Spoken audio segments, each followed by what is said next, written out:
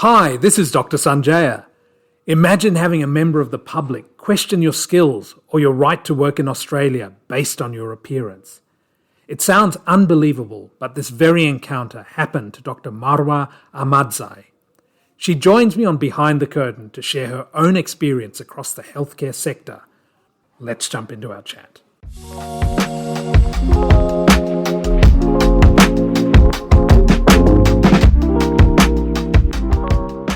Hello everyone, welcome to the latest edition of our podcast. Today we have a very special guest, Dr. Marrwah Ahmadzai, who is a third-year obstetric and gynecology registrar here at Canberra Health Services.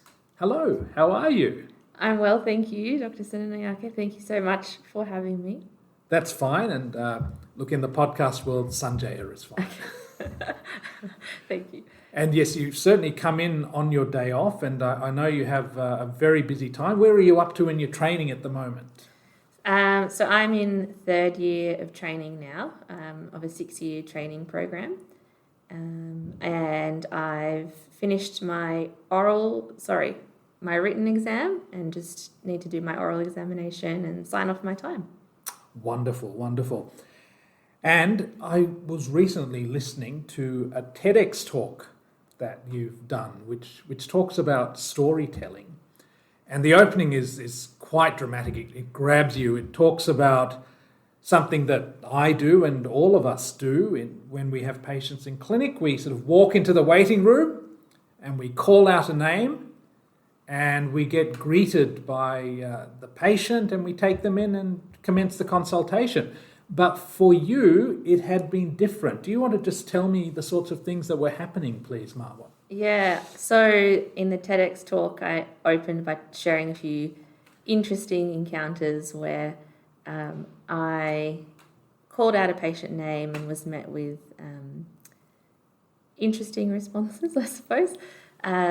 One of them was a patient who said that they wouldn't see someone without an Australian visa, who I reassured by saying I had an Australian passport.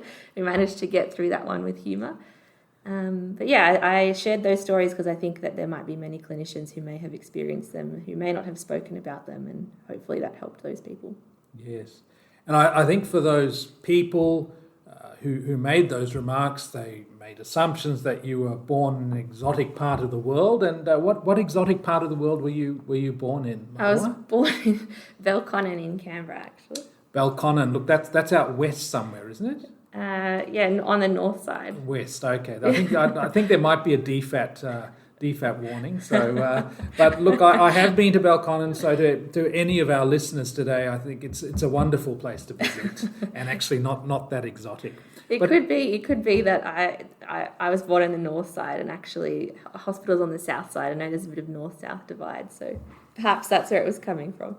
No, there's no issues between north and south. Everyone accepts that south is better. But let's not go there. So when these things happened, you would have been quite junior? Were you a registrar or? I was a intern resident for the majority of them. Okay. Yeah. And one thing you didn't mention in the TEDx talk was what happened after you took those patients. Did they come into the rooms with you, and were you able to build a rapport from there? What happened? Yeah, I think most of the time with a bit of conversation and clarification, things are okay and you're able to continue on and build rapport and complete the consultation. And in some of the consultations, I was with other clinicians, and so they took the lead and I stepped back a bit. Yeah. I do find if patients don't have initial confidence in you, if they give you a chance, then they will throw away those stereotypes and then see you and take you on face value. Yeah, that's right. And accept you, which is great. And I think the other thing is, as you become more senior, it'll be your clinic, so they'll know exactly who they're seeing, and those preconceptions won't be there. Yeah. And is it less of an issue these days, do you find? It is less of an issue, yeah. Okay. Also, sometimes I think when someone looks at you, they have these preconceived notions, and then when I open my mouth and start talking, the privilege of the Australian accent. It kind of, first of all, it throws people off a bit because they're like, oh, you look like that, but you sound like that. But also, yeah, having an Australian accent is a privilege in many ways, in that a lot of people prefer to see someone who they think is local. Yeah, look, no one can see this on the podcast, but I'm a person of colour as well, and I do believe that the way you speak is very important in overcoming some of those prejudices. It shouldn't necessarily be, but I do find, as you say, if you speak clearly with an Aussie accent, they can patients can understand you to some extent. It seems to be reassuring. Yes, that's right. As you say, it shouldn't be an issue, but unfortunately, that's the nature of the world we live in, and yeah. And another thing you touched on in that TEDx talk was a very poignant quote by Martin Luther King Jr., where he said that people hate each other, or men hate each other, and the reason that men hate each other is that they don't know each other. The reason they don't know each other is because they don't talk to each other. And that's why a consultation is a beautiful way to build a rapport and build a relationship with patients. Yeah, that's right. And now you've chosen obstetrics and gynecology. What drew you to that profession? It's a really great specialty because you get to look after women throughout their life course. There's a saying that you look after women from womb to tomb, which is true in many ways. Oh, I love it. Yes. So from birth all the way through to adolescent years, menstruation, pregnancy, postpartum, menopause and beyond. There's a lot of diversity in the work, so no 2 days are the same. So one day you might be on a birth suite, running from room to room, having the privilege of watching new life entering the world multiple times in a day. And then in another day, you may have a more sort of easier paced day in the clinic. And then there's operating days. So it's all very varied and diverse. You're probably at a stage of your career where you're enjoying all aspects of it, but do you have a feel for whether you might head down the obstetrics or the gynecology pathway? It's really hard because there's so many areas within the specialty, so I'm really grappling with that at the moment. I feel like every rotation I do, I'm like, this is the one, I love it, this is so interesting, and then I move on to the next one and I feel the same way. But I really like the oncology space. It's very interesting and very rewarding. However, I'm still trying to discover where I want to end up. Yeah. I certainly have colleagues who, in their 50s and 60s are doing obstetrics, and I really admire them because, I don't know, those late nights and disrupted sleep, that must get to you after a while. Yeah, you really need to be able to sleep anywhere, that's for sure, at any time and on any hard couch. But I've heard that once you pass 60, the on-call is no longer mandatory at night time. And Marrwah, do you want to tell me about any interesting projects you're doing in the O&G space? Yeah, there's one actually that we're doing within the hospital, which is really cool. So our antenatal education leader for the hospital, who's a midwife, whose name is Rebecca Clark, shout out Rebecca if you're listening, she approached me a few years ago when we had a large cohort of Afghan refugees who came across after the Taliban takeover. And she asked me if I would do an antenatal education class with her because I speak 2 other languages, which are Dari and Pashto. And she said it would be nice to have someone who's kind of bicultural, who can speak the language. So we met up and went over to Companion House, and we had a really great session with some Afghani women, and they brought along this lovely, one of them brought her mother-in-law, who was this hilarious matriarchal figure who was basically running the education with us, putting in a few pearls of wisdom. It was very good, and they all got to speak to each other and network, which was really good. And then it sort of evolved from there, and now we run these classes once a month, and they're for women with limited language proficiency. So we just run them in smaller groups. The pace is slower compared to the standard classes, and they bring support people. and there's an option to have a face-to-face or phone interpreter if needed.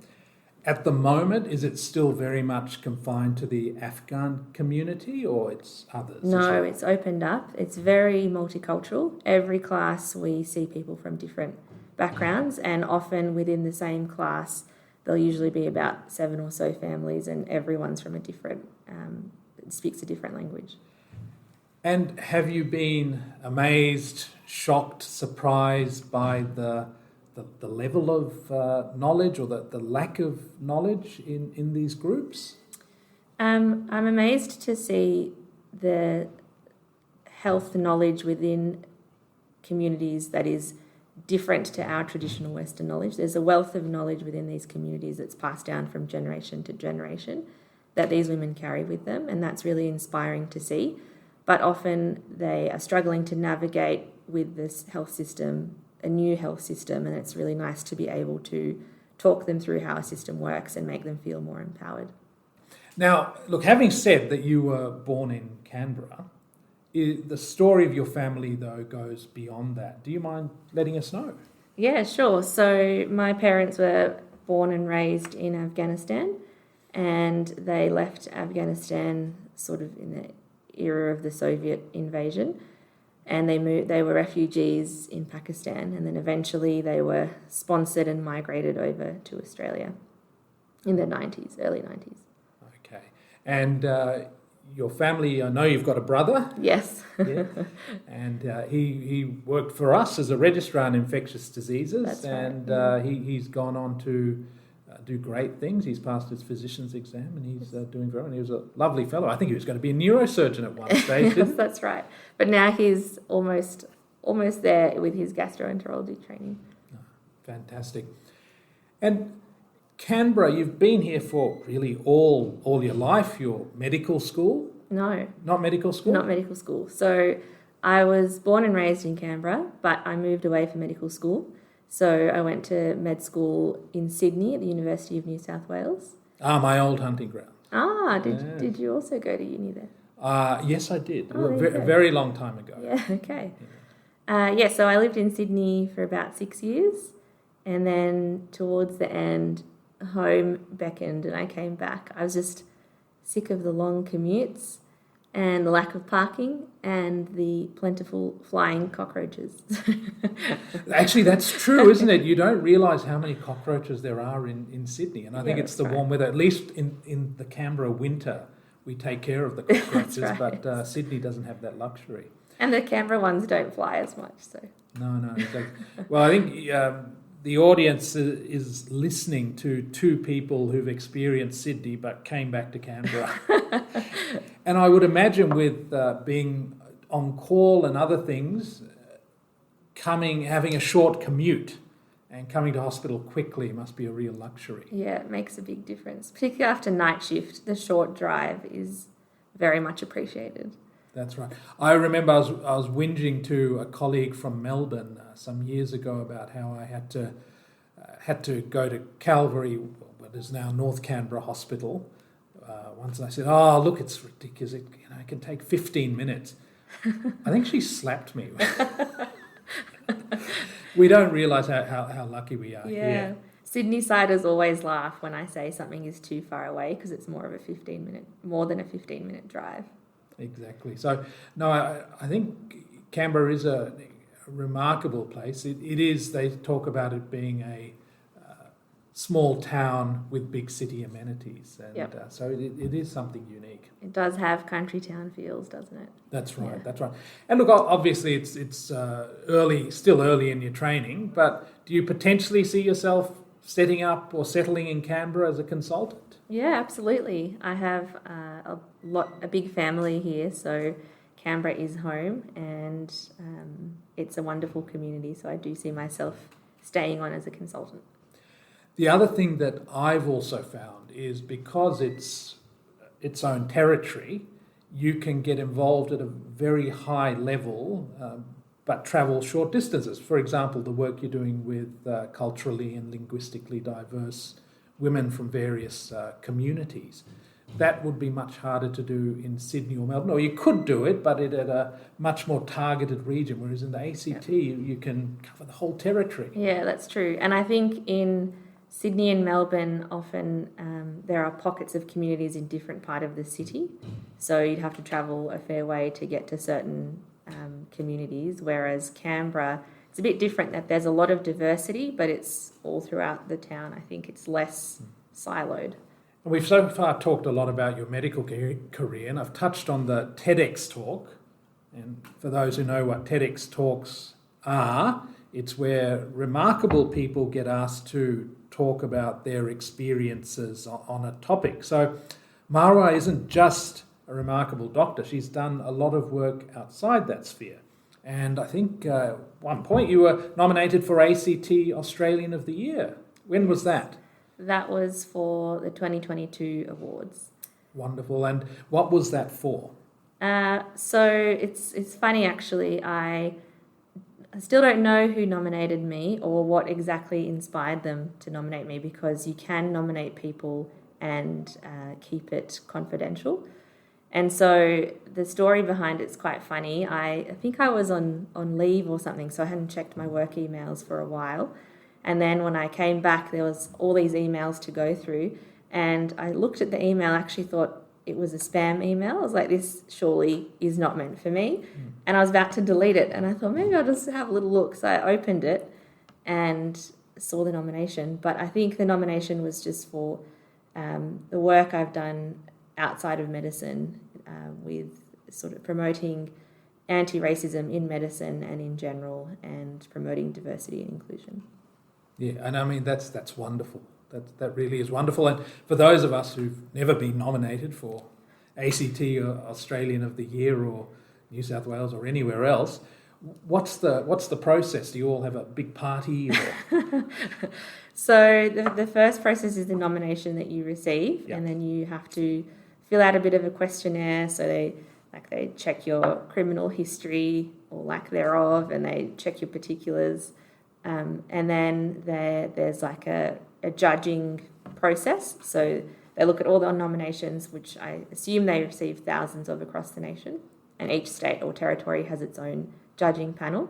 And then a number of people are shortlisted for each state. And then the finalists attend an award ceremony, which in the year that I was nominated was held at the National Gallery. And they pick one nominee for each state in each category. And then all of those people will go to the nationals, which they decide on Australia Day. Okay, and who won ACT Australian of the Year in 2022? What's his name? You might have it wasn't me. I don't care. And look, I completely understand. I can't remember his name. He's a First Nations basketballer. Oh, Paddy Mills. That's right. Paddy yes, Mills. Paddy That's Mills. right. Yeah. That's right. Yes, like Marrwah pretending to forget Paddy. Yes, just to show it wasn't important to her. No. Of course we're joking. We all love Paddy Mills. No, but that is a remarkable feat. And tell me a bit more about this work. We've touched on some of it. So certainly in terms of discrimination, I guess in terms of religion and gender. Yep. What do you see the state of that now, I guess, in the medical setting, in the broader community, and are we on the way to fixing it? Are we getting better? Tell me your thoughts. Yes. Unfortunately, research would suggest that there is significant racism or discrimination within our communities at large to different groups, and there's different statistics for groups, but I know that Islamophobia is on the rise, for example, and there was a recent report issued around that. Within the medical setting, there definitely is racism and discrimination, but I found that people are hesitant to talk about it because they don't want it to affect their career trajectory or progress by talking about discrimination they've experienced, because they don't want it to somehow disadvantage them. And certainly discrimination because of gender is a massive thing, which we're talking about a lot more, and there's a lot of initiatives in place to try and address that. But I think we're getting better because there's more people talking about it, and there is, in fact, a whole body of literature now sort of dedicated to racism within medicine and how we can better do our job for patients and for clinicians who work in the sector. So there is recently established in Australia the Australian Multicultural Health Collaborative, and they put out really good research and work around in terms of educating people around this space. And in the UK, for example, the NHS has started the Race and Health Observatory, and that was during COVID. So across the globe, there's a big push to address this issue. In the United States, for example, you might have seen in the news recently, there was news that the maternal mortality rate in the United States is unacceptably high. And in fact, the figures for people who are Black or Hispanic are exponentially higher compared to the rest of Americans, but also compared to many developing nations. So I think there's a lot more awareness of it, and there's a lot of organisations doing good work to work on these issues. Yes, you've raised the point when we talk about inequity, it's not just amongst healthcare workers, but also in terms of patients and communities. Now, Australia has the highest, or one of the highest, if not the highest, rates of rheumatic heart disease. That's right. In Indigenous communities, and that's just terrible. It's unacceptable. It is appalling. So when I started doing this work, the inspiration was to talk about my own experiences in order to try and help other people who'd faced discrimination. But as I transitioned, I went from being a medical student to a doctor and witnessed the impact of racism in terms of health inequity, it's inspired me a lot more to talk about the health impacts of racism, which often we don't appreciate or link the two. And this may be a difficult one to answer. In terms of biases and discrimination, there's your religion where you faced issues, race and gender. Is gender still a big issue, do you think? Look, I think so, because on face value, we know that women earn less than men in this country across all professions. And in the medical sphere, it's harder for women to progress through training because they take time off work for pregnancy or maternity leave. Yep. And so, they end up progressing slower than their male colleagues, and that does affect their training, because when you take leave from training, that affects the opportunities that you have and the amount of time it takes to complete your training. So and that's obviously a very basic level, ignoring all the other impacts to women and their career progression. So I think it is still a problem. The specialty that I'm in, there are a significant proportion of female trainees. In fact, there are very few male trainees. However, if you look at a leadership level, women are still underrepresented. Yeah. And that's the case for most medical colleges. Women are underrepresented at a leadership level. And then if you look at culturally diverse women, or women who have another layer added to that, it's even less. I think you're right, there's still a way to go, but I look back on my medical student days, which was a very long time ago, and it was really the Wild West out there. Yeah. If you were anything different, it was potentially lethal to one's career. So yeah. I think we are heading in the right direction. I think the work that you are doing and people who are working with you in that sphere, in that space, are really making a difference. Is there anything you'd want to say about storytelling? And the reason I asked that is, in your TEDx talk, you did mention that when you were experiencing difficulties in school at a very young age, you were able to tell your story to a larger group, and then it was a light bulb moment for some of them, and they learnt how to accept you and treat you fairly, and you've done that again. Now, storytelling, it's nice to tell stories, but are we heading towards a book or a documentary? You're a lady of many talents, so tell me more. I thought about writing a book a few times, and I thought nobody would read that, but perhaps in the future. I used to write I do more creative writing, but I feel like I've lost the creative flair. So perhaps I need to work on that a bit. But I think you've written a book, haven't you? Maybe I should take some tips from you. Oh yeah, no, I have written, and it is a catharsis as well. It really is. If you have any pent up frustrations or points you want to make, it's nothing like writing it on paper, because particularly at that time it's private. It's just you and the laptop, or you and the typewriter. Of course, then if you send it for publication, it becomes a bit more widely read. But I highly advise it, and I also think it's very important to have interests outside medicine, because particularly in obstetrics and gynecology or whatever you do, it does take a big toll on you. So it is good to have something where you can relax. Yeah. Well, look, Dr. Marrwah Ahmadzai, it has been a pleasure talking to you, and I hope we see you soon. Thank you. Thank you so much for having me. That was a nice chat. Thank you.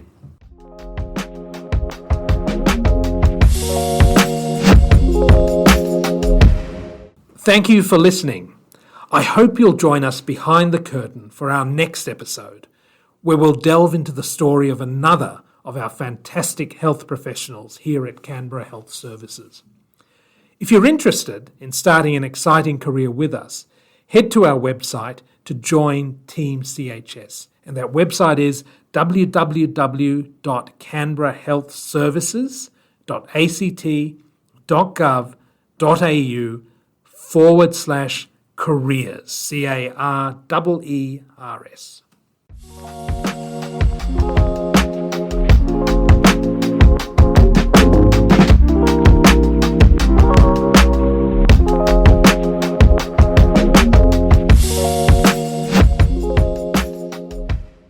I acknowledge the Ngunnawal people as traditional custodians of the ACT, the land I'm recording on, and recognise any other people or families with connection to the lands of the ACT and region.